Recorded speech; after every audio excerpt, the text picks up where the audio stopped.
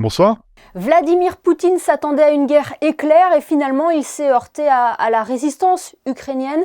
Que pouvons-nous retenir de cette année de conflit ? Déjà, évidemment, on retient l'erreur stratégique initiale du Kremlin, qui, à mon avis, est due à une pensée stratégique défectueuse et à une culture stratégique ayant provoqué finalement des erreurs catastrophiques qui étaient peu visibles avant dans la pratique stratégique russe, puisqu'elle avait conduit à certains succès, relatifs succès bien sûr, en Crimée ou dans le Donbass, mais qui là est apparue au grand jour au fond, parce que cette culture et cette pensée stratégique russe a produit un échec stratégique cataclysmique pour la Russie sur le terrain.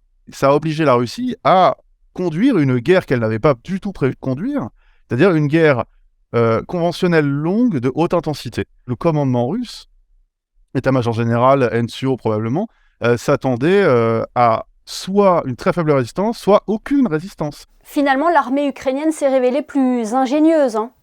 Totalement. L'armée ukrainienne s'est révélée non seulement plus cohérente, plus agile, plus robuste, plus capable en fait, non seulement au niveau du moral, hein, on l'a vu très vite, ce qui peut expliquer, mais au niveau opérationnel.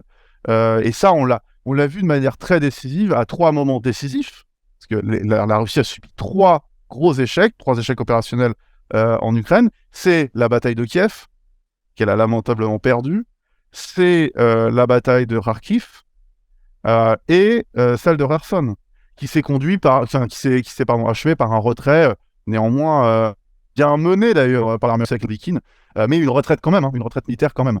Est-ce qu'on pourrait qualifier cette guerre d'usure au vu des 12 mois qui viennent de s'écouler ?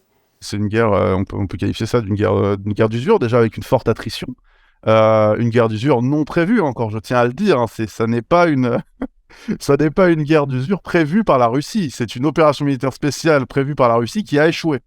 C'est une guerre d'usure, mais une guerre d'usure qui a été marquée quand même par des phases de mouvement importantes.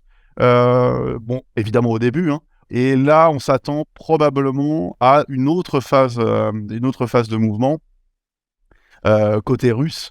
Là, on voit que l'armée russe est en train de conduire des opérations préliminaires, probablement en vue de déclencher une opération majeure dans le Donbass, pour reprendre le Donbass. Oui, parce que est-ce que les Russes peuvent faire face à ce conflit qui perdure, notamment économiquement ? Vous savez, l'économie russe, elle est 3 fois plus sanctionnée que l'économie iranienne. La Russie est le pays de très loin le plus sanctionné au monde. Et pas d'ailleurs que sur le plan économique et financier.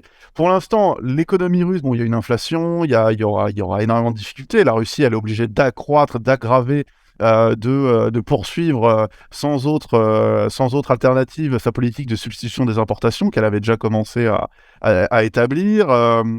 Et au fond, ce qu'on voit, c'est qu'elle a globalement plus résisté aux vagues de sanctions pour le moment à ce que certains avaient envisagé.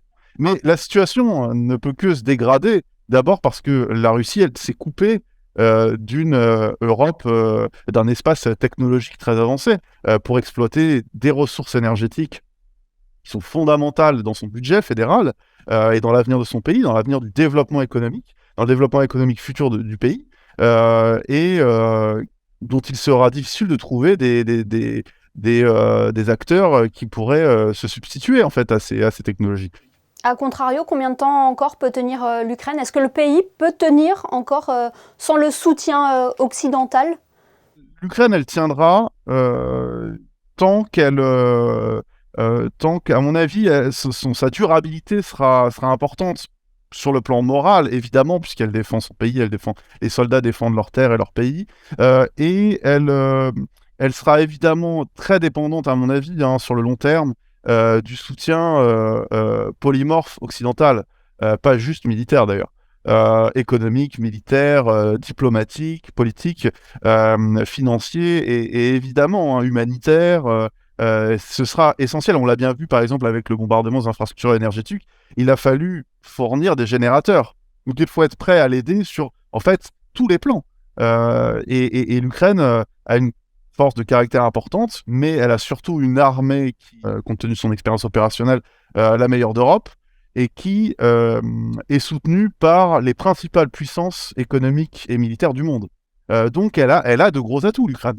Eh bien, merci beaucoup Dimitri Minik d'avoir été avec nous ce soir sur Monaco Info pour évoquer donc les 1 an de la guerre en Ukraine. Merci. Merci à vous.